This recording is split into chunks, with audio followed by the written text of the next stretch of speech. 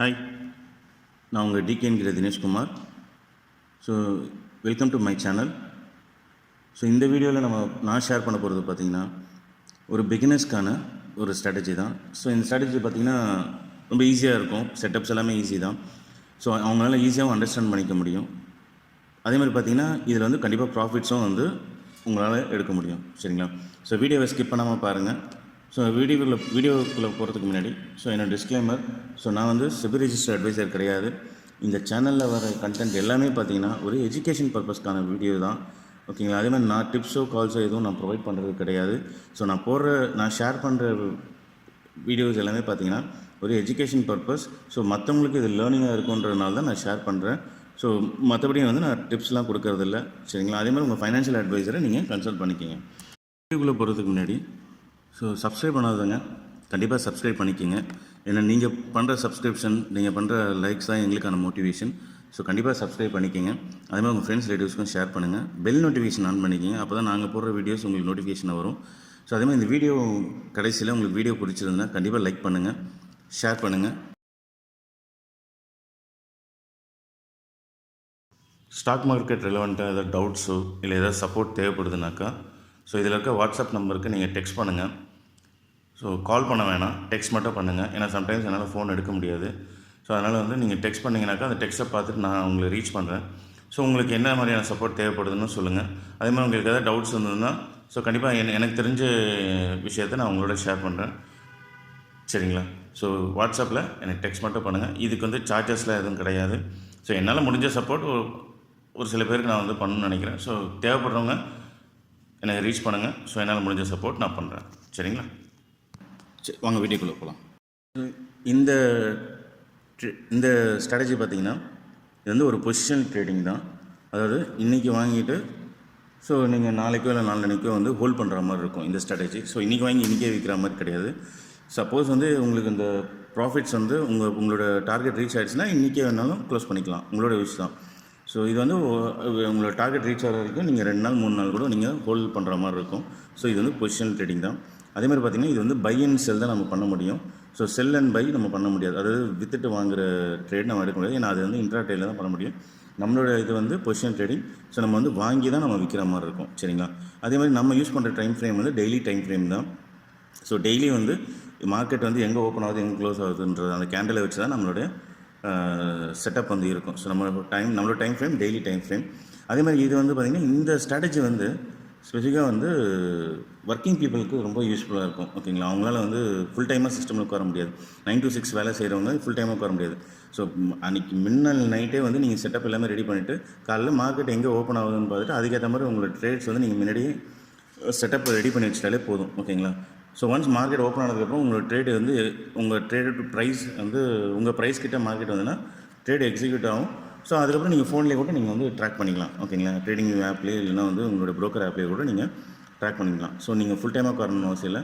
இது பார்த்திங்கன்னா working people 9 to 6 working பீப்புளுக்கு செட் ஆகும் இந்த ஸ்ட்ராட்டஜி. அதே மாதிரி ஹவுஸ் ஒய்ஃப்ஸு, ஸ்டூடெண்ட்ஸ்க்கு இவங்க எல்லாருக்குமே பார்த்திங்கன்னா இந்த ஸ்ட்ராட்டஜி வந்து கண்டிப்பாக வந்து அவங்களால வந்து ஈஸியாக வந்து ட்ரேட் எடுக்க முடியும். சரிங்க? நம்ம ஸ்ட்ராட்டஜியை பார்க்க போகிறோம். இப்போ இந்த ஸ்ட்ராட்டஜி வந்து ஆர்சிபி ஸ்ட்ராட்டஜின்னு சொல்லுவாங்க. அதாவது ஆர்சிபினா ரெட் கேண்டில் பிரேக் அவுட். ஓகேங்களா? Red candle break out strategy தான் இது. இது வந்து பார்த்திங்கன்னா நார்மலாக நீங்கள் இப்போ ட்ரேடிங் வியூவில் பார்த்தீங்கன்னா 2 கேண்டில் வந்து பார்த்திங்கன்னா 2 கலரில் இருக்கும். ஒன்று வந்து க்ரீன் கலர், ஒன்று வந்து ரெட் கலர். ஓகேங்களா? கலர் நீங்கள் என்ன கலர் வேணால் மாற்றிக்கலாம். பட் ஸ்டாண்டர்டாக பார்த்தீங்கன்னா ரெட் அண்ட் க்ரீன் தான் வந்து இருக்கும். ஓகேங்களா? இப்போது இதில் வந்து ரெட்டுனா பார்த்தீங்கன்னா ப்ரைஸ் வந்து கீழே இறங்கி இருக்குன்றது அர்த்தம். க்ரீன்னா ப்ரைஸ் மேலே ஏறி இருக்குன்றது அர்த்தம். அது ஓப்பன் ஆகிற ப்ரைஸ் வந்து பார்த்திங்கன்னா இந்த இடத்துல வந்து ஓப்பன் ஆகிருக்கு. அதாவது 938.75க்கு மார்க்கெட் ஓப்பன் ஆகிருக்கு. ஓப்பன் ஆன ப்ரைஸு அதுலேருந்து ப்ரைஸ் வந்து மேலே தான் ஏறி இருக்குது. கிட்டத்தட்ட பார்த்திங்கன்னா ஒரு 31 ரூபா வந்து ப்ரைஸ் மேலே ஏறி இருக்குது. ப்ரைஸு ஓப்பன் ஆன ப்ரைஸ்லேருந்து ப்ரைஸ் மேலே வந்து க்ளோஸ் ஆச்சுன்னா அந்த அன்றைக்கி ப்ரைஸ் வந்து மேலே க்ளோஸ் ஆச்சுன்னா அது க்ரீன் கலரில் வந்து ரிஃப்ளெக்ட் ஆகும். அதே ப்ரைஸ் வந்து ஓப்பன் ப்ரைஸோட கீழே வந்து உங்களுக்கு இப்போ கீழே வந்து க்ளோஸ் ஆகிருக்குனாக்கா அது ரெட் கலரில் வந்து உங்களுக்கு ரிஃப்ளெக்ட் ஆகும். இப்போ இது ரெட் கலரில் இந்த கேண்டில் ரெட் கலரில் இருக்குது பார்த்திங்கன்னா.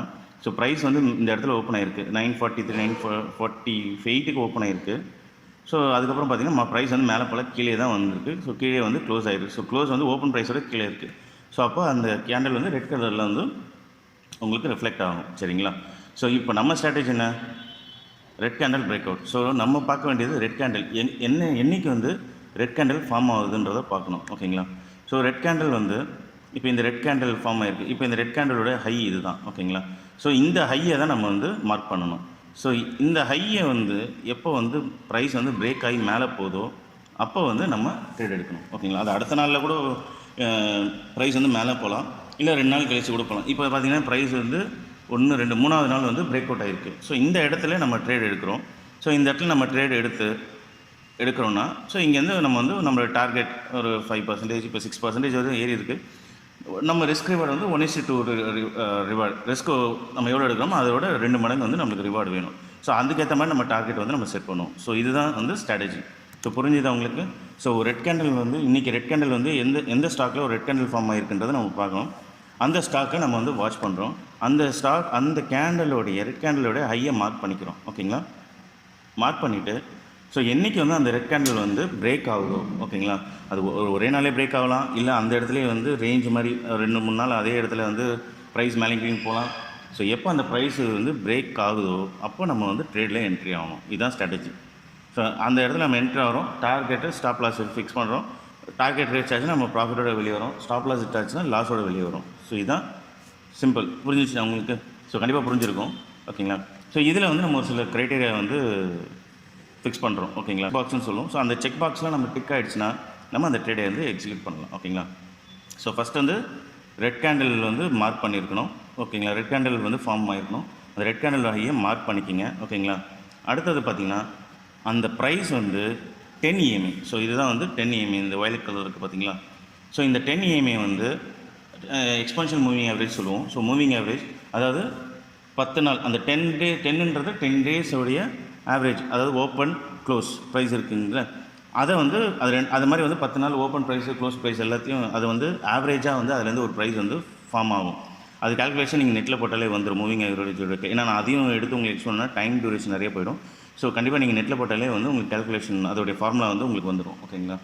ஸோ பார்த்தீங்கன்னா நிறைய வாட்டி பார்த்தீங்கன்னா சப்போர்ட்டாகவும் ஆக்ட் ஆகும். இப்போ பார்த்தீங்கன்னா இந்த இடத்துல பாருங்கள் ப்ரைஸ் மேலே போயிருக்கு, திருப்பியும் வந்து கீழே வந்திருக்கு, கீழே வந்து சப்போர்ட் எடுத்து மேலே ஏறுது ப்ரைஸ். ஸோ ப்ரைஸ் நம்ம இந்த இடத்துல மார்க் பண்ணியிருக்கோம். ப்ரைஸ் வந்து இதுலேருந்து மேலே போகுது. ஓகேங்களா? ஸோ அப்போ தான் நம்ம ட்ரேட் எடுக்கணும். இப்போ இதே பார்த்தீங்கன்னா இந்த இடத்துல பாருங்கள், ஸோ ரெட் கேண்டில் இருக்குது. ஸோ இந்த ரெட் கேண்டில் மார்க் பண்ணுறோம் அப்படின்னா ப்ரைஸ் வந்து ரெட் கேண்டில் மேலே ஏறி இருக்குது. ஆனால் இந்த இடத்துல என்னாச்சு? ஸோ இந்த இடத்துல ப்ரைஸ் வந்து அந்த மூவிங் ஆவரேஜை கிராஸ் ஆகலை. ஸோ அப்போ நம்ம ட்ரேட் எடுக்கக்கூடாது. சரிங்களா? ஸோ நம்மளோட ப்ரைஸு மூவிங் ஆவரேஜுக்கு மேலே தான் இருக்கணும் நம்ம ட்ரேட் எடுக்கும் போது. ஓகேங்களா?